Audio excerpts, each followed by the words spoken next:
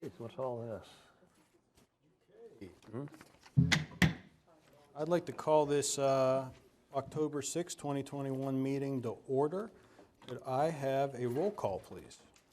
Ms. Brockway? Here. Mr. Dice? Here. Mr. Case? Here. Mr. McKenna? Here. Dr. Lee Corns? Here. Mr. Spadaro? Here. Mr. Stepanovich? Here. Mayor Simon? Okay, please stand for the Pledge of Allegiance.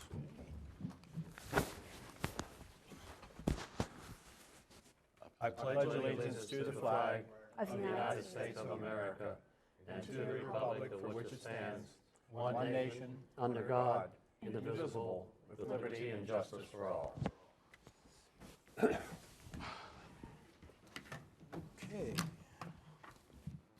Mr. Morrison, do we have any unlisted amendments? No, sir. Okay, that brings us to our consent calendar items, which are only the minutes from the September 15th meeting. Do we have any questions or concerns about the minutes? Okay, could I have a motion, please? Make a motion to approve the consent calendar items. Second. Jamie and Tony, all those in favor, please say aye. Aye. Opposed? Okay, motion passes. Comments by Mayor Simon. I'll pinch hit for the mayor this evening. The first slide is Nazi saboteurs at Horseshoe Curve, World War II. Wednesday, October 13th at 6:30 p.m.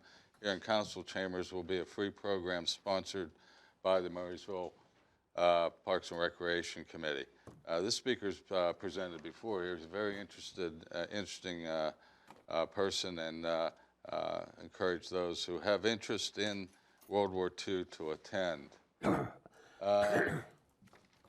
Trick or Treat Murrysville will be on Sunday, October 31st from 5 to 7 p.m. Please turn off porch lights if you don't wish to participate, and please drive safely and have fun.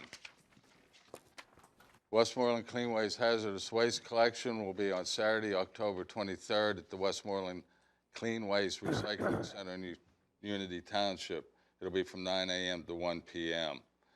For additional information, you can visit their website or call the number, or here, call the office, and we can provide you the contact information.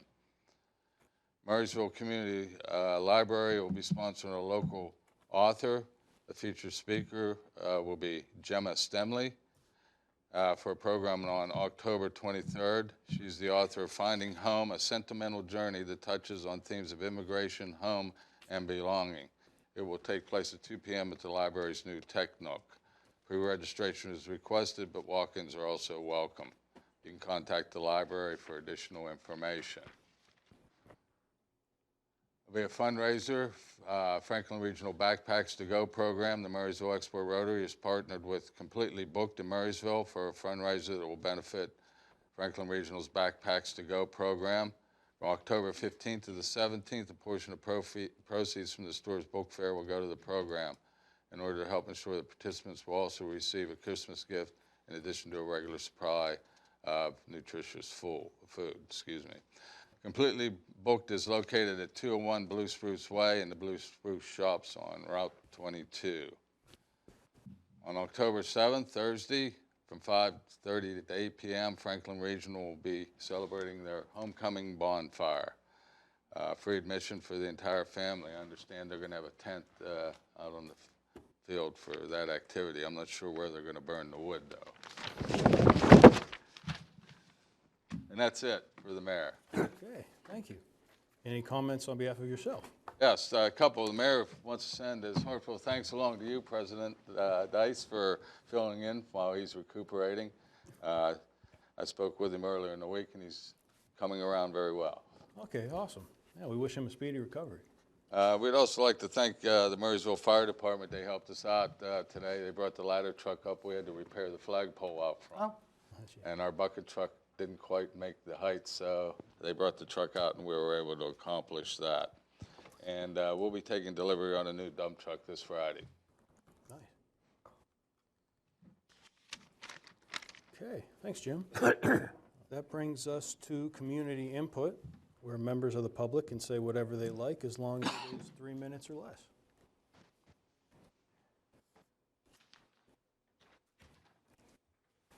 Thank you. Okay. Mr.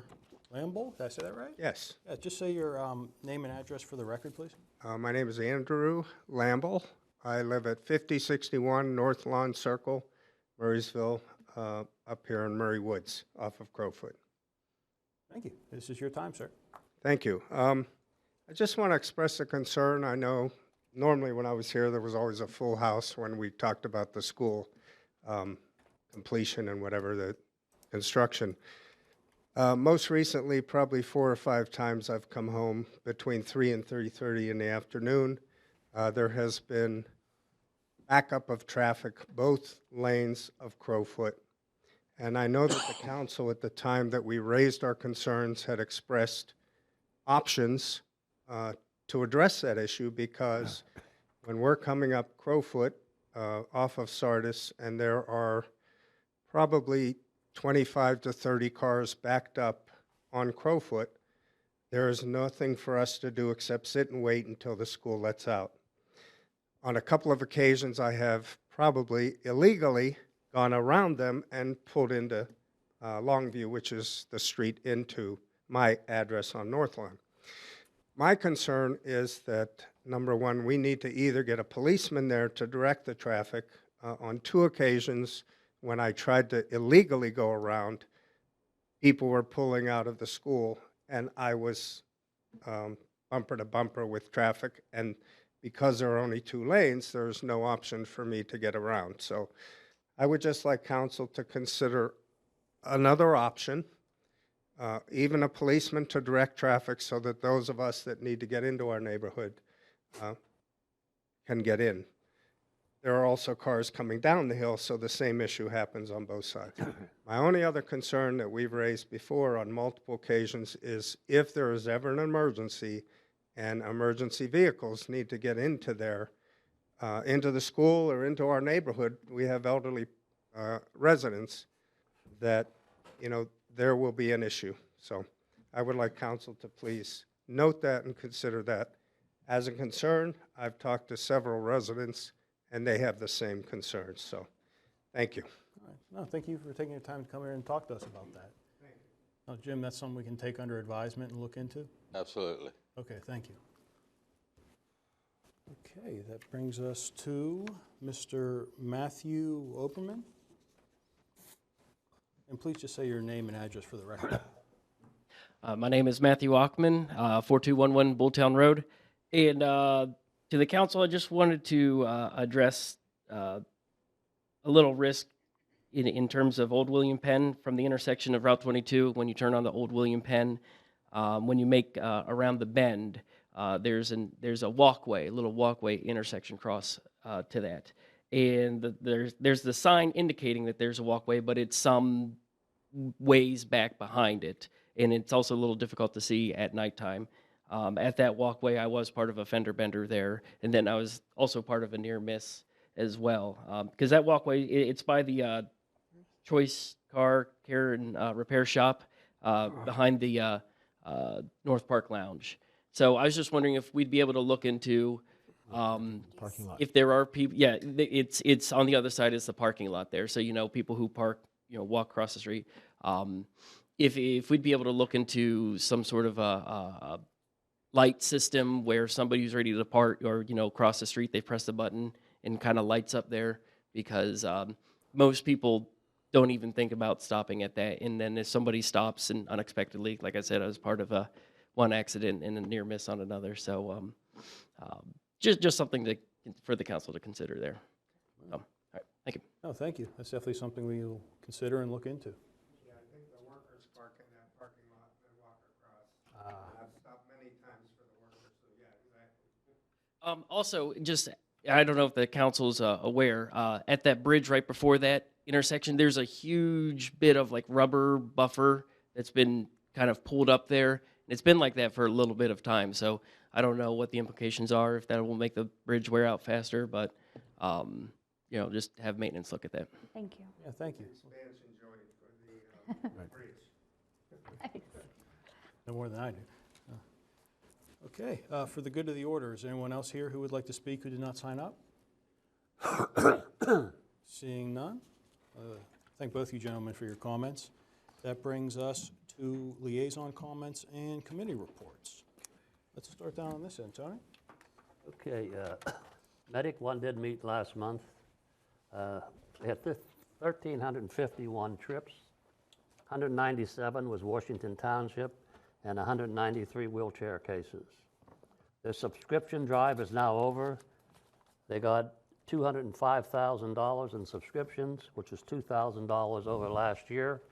And if anybody still wants to give, they could always send in their subscription. And they also got another grant for $115,000 for equipment and additional training. They sent 2 crews to help with Hurricane Ida when it was in full force down there, so they helped them out a lot. And also, they sent the dive team to Ohio to search for that little 7-year-old boy that drowned down there. Unfortunately, they didn't get him, but they went down to help him. Okay. They also said that they're noticing that a lot of people that they're getting calls for are getting very sick, even though they've been vaccinated. And they're wondering why, so that's getting to be a problem for them. They're also worried about the Biden mandate, which is, everybody knows what that is, the forcing to wear your mask or be vaccinated or else. And one of the things they're worried about is they may lose all their insurance payments if the people are not vaccinated that are called. So that's going to be a big problem for them if that happens. They'll lose a lot of revenue, and a lot of people won't get service. So that'll be mandated for them if it goes through. So that's about it. Thank you. The Parks and Recreation Foundation will meet next week, and the Planning Commission will meet next week. Thank you. The EAC met on the 28th, mainly about the future Bowser Body Shop, which is formerly Creative Bus, which was formerly 84 Lumber. Honestly, most of it's in our briefing, most of it's addressed. I think summed up well, but if you read through that'll go over it. Okay, awesome. Jamie Lee? Pension did not meet. They meet next month. They have been working on an investment policy statement to highlight changes and reflect changes that the committee has made. And I think they're planning to have that ready next month. Awesome. Done? Nothing more than what the mayor's comments were in regards to the library programs. Thanks. Matt? Parks and Recreation, we meet next Tuesday, but a couple of things just follow up from the last meeting. The farmers market ended there in September. It was a huge success this year. They had some of the best turnouts. Even weather related, they still had great turnouts. So we're really happy for that. And it seems like it's been a really well attended by the community. The senior Halloween party is coming up here this month. The trick or treat on the trail is on the 30th. For the kids, please sign up. You have to be pre-registered for that. And then coming up later in the year will be the Santa at Sardis. That's still pending, so no immediate details on that. Our scout project, Shane is a scout that's digging the poles, the trail signs for Townsend Park. Unfortunately, they had their last time when they were doing it, it ended a little quickly due to a hornet's nest, and a bunch of them got stung, but they got 19 more posts to dig, and they're going to continue to do that, so it should be done shortly here, as he wants to have it done this fall. The parks in the neighborhood, just a reminder to the community, if you have neighborhood parks in your neighborhood, or even if you just attend parks that are neighborhood parks, please feel free to reach out. We're looking for ideas as those parks get updated. We want to know what is the community looking for.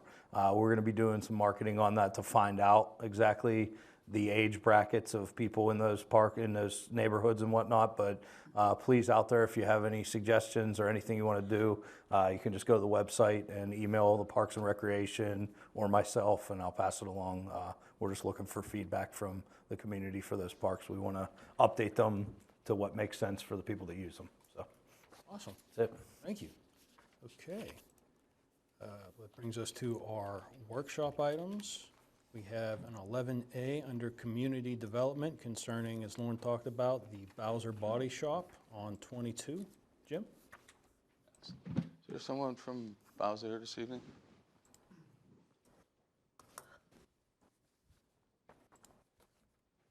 Hi.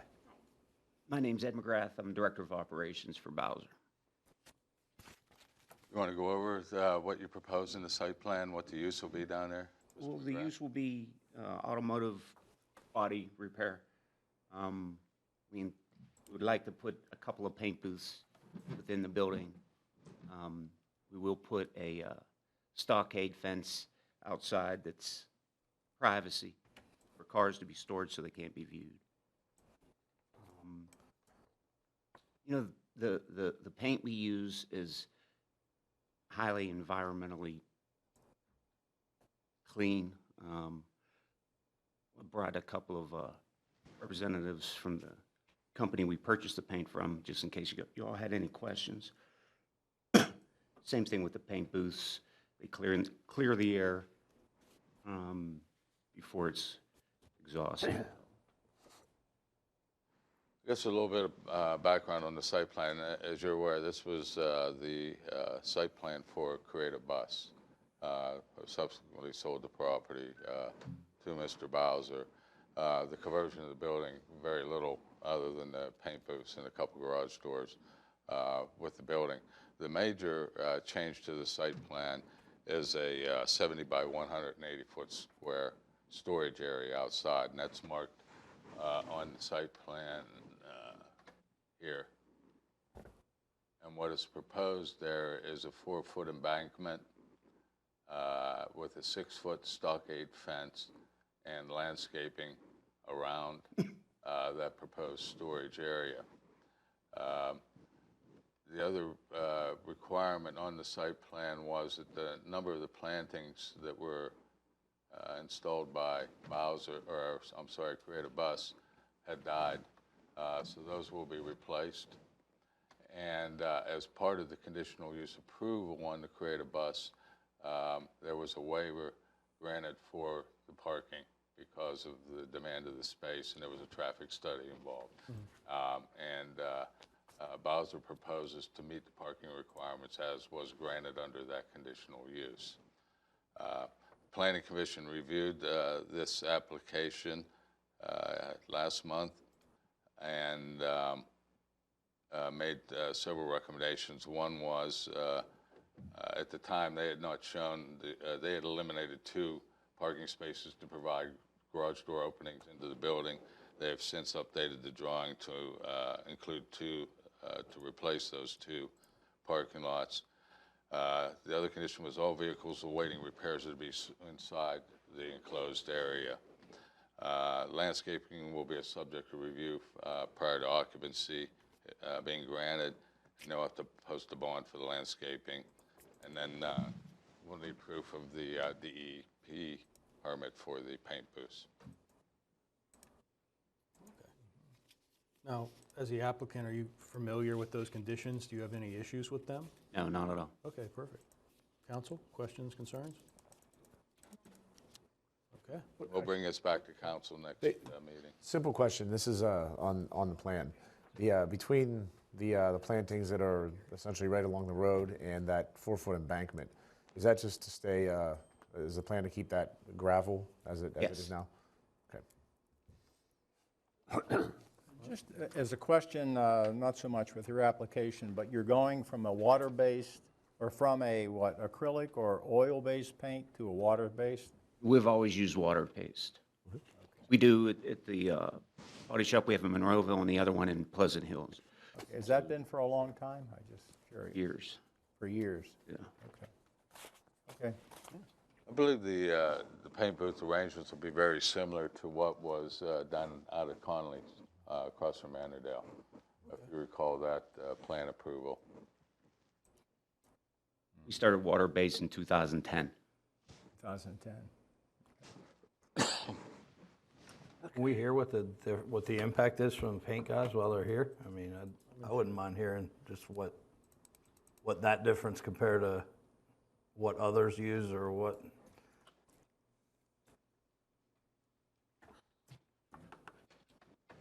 My name is Chip Whitfield. I work for Tune Automotive. We sell them all the paint and body shop supplies. So what questions do you have? I was just curious, is it a different type of paint that they're saying is Yeah, it's more environmentally friendly than others use, or what? It's more like latex house paint, basically, is what it is. There's no hazardous air pollutants in the paint. It's low solvent, so it has low toxic emissions. It's the way it's being mandated right now is under federal mandate. You can only use certain paints. There are low in VOC, which is volatile organic compounds. You can't have any hazardous air pollutants in the paint at all anymore. If you do, you have to go through certain exemptions and certain other requirements. The paint that they use does not have any of that. They just actually had to register in June or July, I think, with the County of Allegheny over in Jefferson and in the state of PA, and prove all of the documentation that they are compliant with all the federal rules. So there is no, real danger to anything. And the spray booths that they do use filter the air going in twice and externally through filters that have to be 98% efficient to reduce any dust or odor or anything like that back into the air. Okay. Just as a quick comment, the reason I mentioned this, I'm having my garage doors painted in October, sometime this month, and they're going to paint the garage door and the trim with latex, but they're going to use an oil-based paint for the lintels. And they said that's much better to do that, meaning if you're going on metal, you should have an oil-based paint. That's Architectural coatings and, like home coatings are completely different than automotive refinish. So I don't know anything about architectural, so they could be right, but with automotive, it's completely different. Other questions or concerns about this application? All right, thank you very much. Thank you. That'll do it for the workshop items. That brings us to our council action items. I will need a motion for item 13A. I'd like to make a motion to approve the 2022 minimum municipal obligation for the police and non-uniform pension plans. Second. Thank you, Jamie and Tony. Diane? Hi. This is done every year. We have to set our minimum obligation for both pension plans. It's usually based on the actuarial valuation that is presented to us from Ockenhop Benefits Group. That occurs every other year. We have had many discussions with them for the 2021 valuation due to some assumption changes that they want to make that we're not sure we want to do at this time. So this payment is based on the 2019 valuation, which is fine. You can do either. If by chance we would get the valuation before the budget's approved, then I would update it if the pension payments would change at all. The total obligation is $691,648. Of that, $423,522 is for the police, and $268,126 is for the non-uniform plan. Each year, we also get an allocation from the state that's called the foreign casualty allocation. It's from insurance companies that provide property and casualty insurance to residents of Pennsylvania, but they're outside of Pennsylvania insurance companies. Our estimated allocation will be roughly $326,000. So that goes directly into both pension plans, which leaves us a net payment of $365,000. And again, if the actuarial valuation is in, I'll update these, and we'll use the more current values. Okay. Questions or concerns from council? Okay. Pretty actuarial. Don't really have a choice either. Might want to note the funding status of the plans. Is it? They're both, one's 98.5, I believe, and the other one might be 95.5.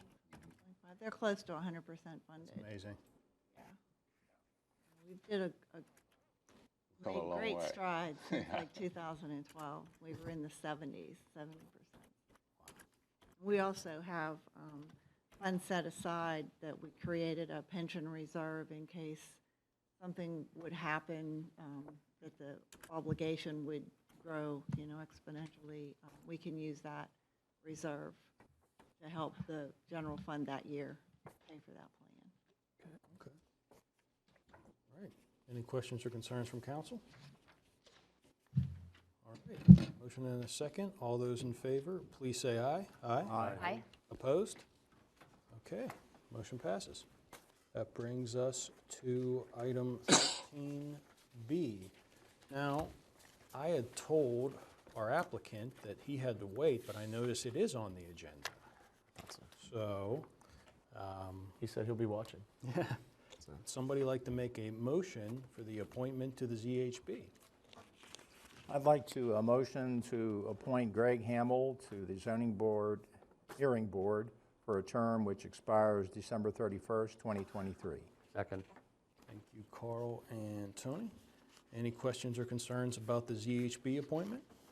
I would just note, council, the urgency. We have several cases backed up at this point, and we've been out without a full board for probably 6 or 7 months. Oh, wow. So it's been a long, hard journey trying to find someone interested in serving on the board. You know, that's one thing. I don't think that's something we mentioned to him. I don't know if you had mentioned that in your discussions, because it was as soon as we appoint him, I think it was anticipated this would be an occasional thing, and it seems as if there will be a push in his first his first few months. I would That's think. right. Is he aware of that at all? Do you Yes. know? Yeah, Yes. we've Okay. had conversations. I might also know Mr. Hamill's a local realtor, and he's a member of the Murrysville Economic and Community Development Corporation. Certainly well qualified. Okay, questions or concerns about Mr. Hamel? All those in favor, please say aye. Aye. Aye. Opposed? Okay, thank you very much. Welcome aboard. That brings us to 13C. Can I have a motion, please? Make a motion to consider authorization to advertise an earned income tax ordinance number 1038-21, notice to increase the earned income tax rate from 1/2 of 1% to 7/10 of 1% for the municipality of Murrysville use alone, as set forth in notice as provided in council's briefing packet for the tax year 2022 and continuing in effect for each year thereafter unless otherwise revised by an ordinance of the Murrysville Council. This advertisement shall be published once a week for 3 consecutive weeks prior to Murrysville Council's consideration of said ordinance at its public meeting to be held at the Murrysville Municipal Building at 7 p.m. Wednesday, November 3rd, 2021. Second. Okay, thank you, Mac and Tony. Now, obviously, this is just an advertisement, but Jim, anything to add? Yes, this is notice of advertisement, which is required under the Act 511. It will be published, as Mr. McKenna said, 3 consecutive weeks prior to adoption. Further action later in the meeting will be on the ordinance to advertise that also. Okay. Any questions or concerns about this notice provision? Just the projected date of the advertisement, It's going to be 3 consecutive Mondays starting, next week. Questions or concerns? No. All those in favor, please say aye. Aye. Opposed? All right, 13C passes. That brings us to 13D. Can I have a motion, please?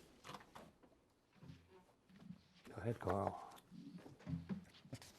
I'd like to I'll do make it. a motion to consider authorization to advertise a real estate transfer tax ordinance number 1048-21, notice to increase the tax rate from 1/2 of 1% to 1% for the municipality of Murrysville's use alone, as set forth in notice provided in the council's briefing packet for the tax year 2022 and continuing in effect for each year thereafter unless otherwise revised by ordinance of Murrysville's council.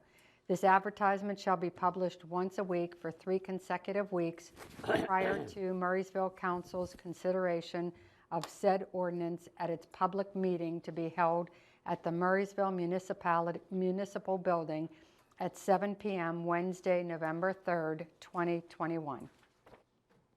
Second. Thank you, Tony and Lauren. Jim? Same comment required under Act 511. And I want it to be clear that this is a real estate transfer tax which occurs on the sale of property and is not a tax millage increase. Absolutely. Okay. Questions or concerns about the notice from council? Okay, all those in favor, please say aye. Aye. Opposed? All right, 13D passes, thank you. That brings us to 13E. Motion, please.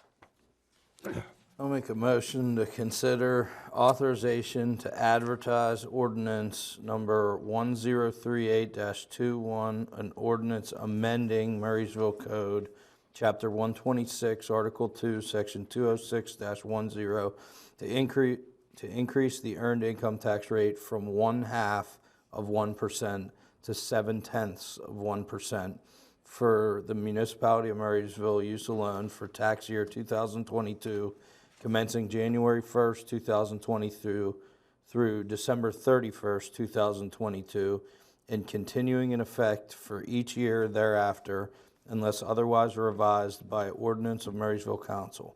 Murrysville Council's consideration of the ordinance is to take place at its public meeting to be held at Murrysville Municipal Building at 7 p.m. Wednesday, November 3rd, 2021. Second. Thank you, Mac and Lauren. Jim, anything to add? This is the enabling ordinance that follows the notice. Okay. Questions or concerns from council? All those in favor, please say aye. Aye. Opposed?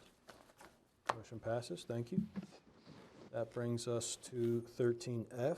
Can I have a motion, please? I'd like to consider authorization to advertise ordinance number 1048-21, an ordinance amending the Municipality of Murrysville Code, Part 2, General Legislation, Chapter 206, Taxation, Article 6, Real Estate Transfer Tax, Section 206-52, a tax on the transfer of title to real property, to increase the rate of transfer tax for Murrysville from 0.5% to 1% for the municipality of Murrysville use alone, shall commence for tax year 2022 and continue in effect for each year thereafter, unless otherwise revised by ordinance of Murrysville Council. Murrysville Council considerations of said ordinance is to take place at the public meeting to be held at the Murrysville Municipal Building at 7 p.m. Wednesday, November 3rd, 2021. Second the motion. Thank you, Tony and Carl. Jim, anything to add? Again, the enabling ordinance for the real estate transfer, and we're proceeding at this point in time in anticipation of incorporating these increases into the 2022 budget. Would note that the last time that the municipality of Murrysville experienced any tax increase was 2007. Okay. It's a long time ago. Okay, any questions or concerns about this motion? Okay, all those in favor, please say aye. Aye. Opposed? Motion passes. Thank you.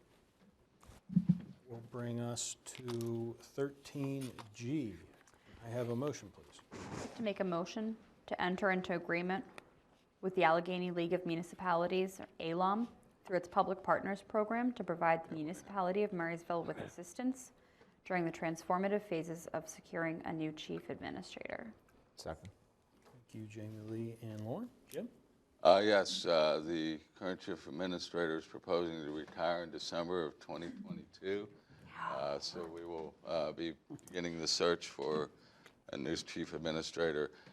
We had, I just dabbled in those waters a little bit last year, found it very difficult. And the Allegheny League of Municipalities, through their Public Partners Program, has former managers and current managers as part of the program.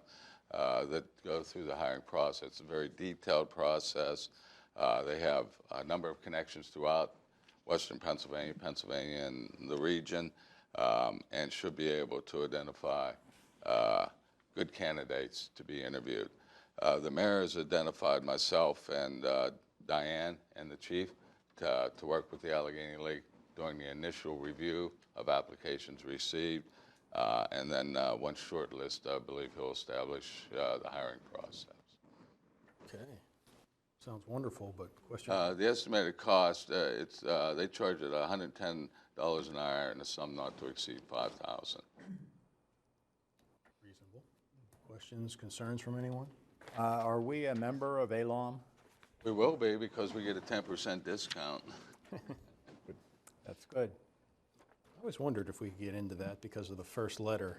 Yeah, yeah. The Allegheny League of Municipalities has a long history. I started my career in Allegheny County. They actually were the organization that started the MRM Trust Fund way back when. And they've done a number of good programs for local governments in Allegheny County. They've expanded beyond their border now and do provide services in other surrounding counties. They provide technical assistance to local governments generally.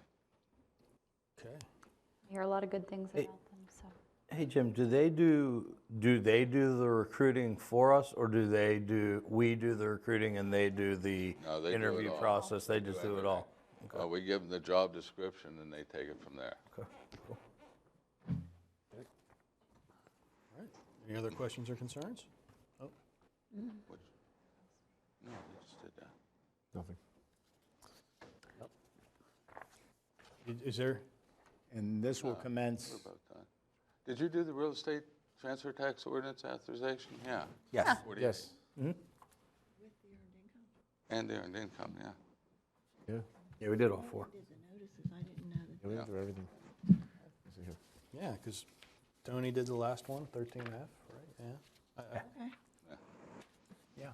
Yeah, all Double four. checking though, that would have been, Yeah, that would have been fatal. Yeah, that's, That'd have been fatal. yeah. All four were done. okay. Are there any questions though about entering into this agreement not to exceed $5,000 with ALOM to help us look for a manager candidate? This begins when? They will begin in probably mid-November. They anticipate the advertising and the initial research to last probably 3 to 4 months. Now, if we vote that down, does that mean you have to stay? Yeah. Yeah. Really?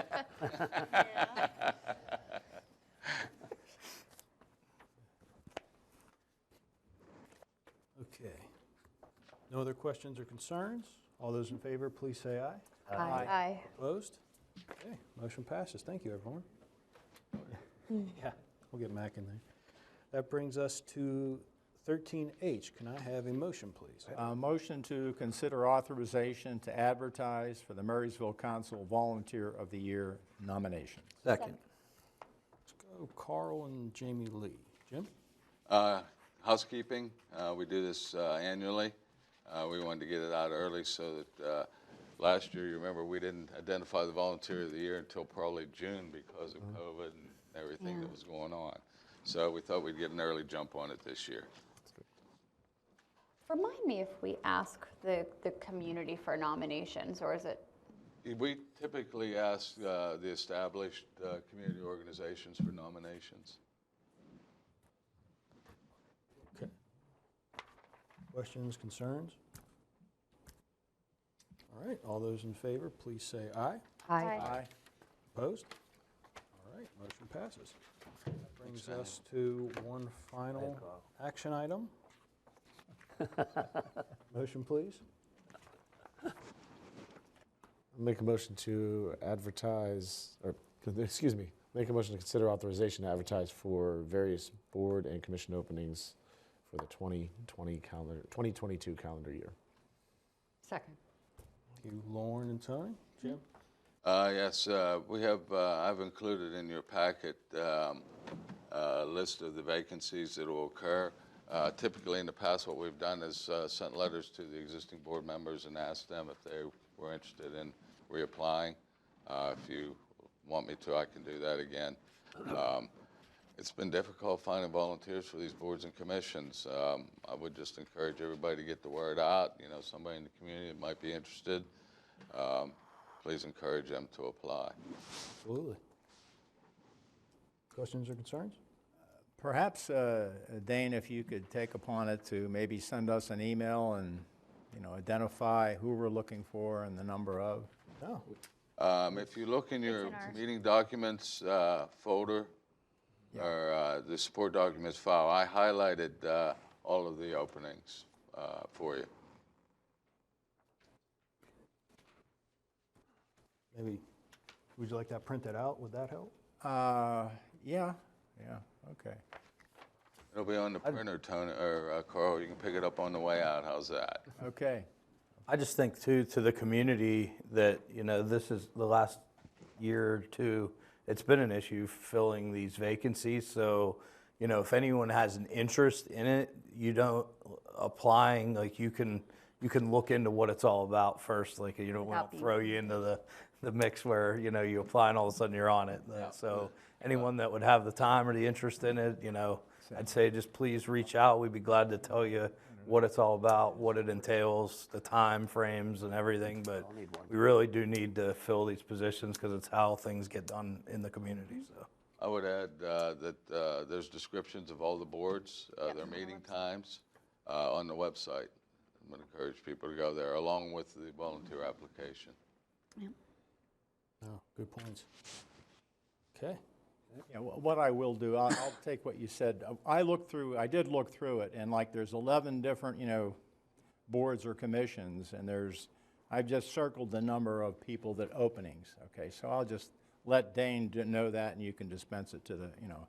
We're looking, for example, 2 people on the Parks and Recreation, Herb and Scott, okay, as an example, et cetera and so forth. There's just a whole slew of people we're looking for. Yep, absolutely. So get those applications in. Okay, any final questions or concerns? All right, all those in favor, please say aye. Aye. Opposed? Okay, motion passes. We have nothing under community development, but we do have a 15A under engineering. Could I have a motion, please? To make a motion to approve ordinance number 1047-21, an ordinance accepting a stormwater easement in the Bianca Rose plan of lots. Second. Jamie Lee and Tony. Jim? As you recall, last meeting we authorized advertising the ordinance. It's been a long process. We accepted the streets out there in Bianca Rose. We did not accept the stormwater system because of some inconsistencies in the as-built. This ordinance corrects that problem with the acceptance of an easement from property owners out there for the storm source. Okay. Okay. Questions or concerns from council? No. All right, hearing none. All those in favor, please say aye. Aye. Opposed? Okay, ordinance passes. Thank you. That brings us to 15B. Could I have a motion, please? make a motion to consider reducing the sequestered funds being held to ensure completion of the required improvements at the Hillstone Village development in the amount of $32,073.30. Second. So Mac and Tony. Jim? This is a bond reduction for work that's been completed out at the the development. It's been inspected by the municipality and recommend release. Okay. Questions or concerns? Okay, hearing none. All those in favor, please say aye. Aye. Opposed? Okay, motion passes. Nothing under Public Works and Parks. Is there any old business this evening? Hearing none. Any new business from anyone?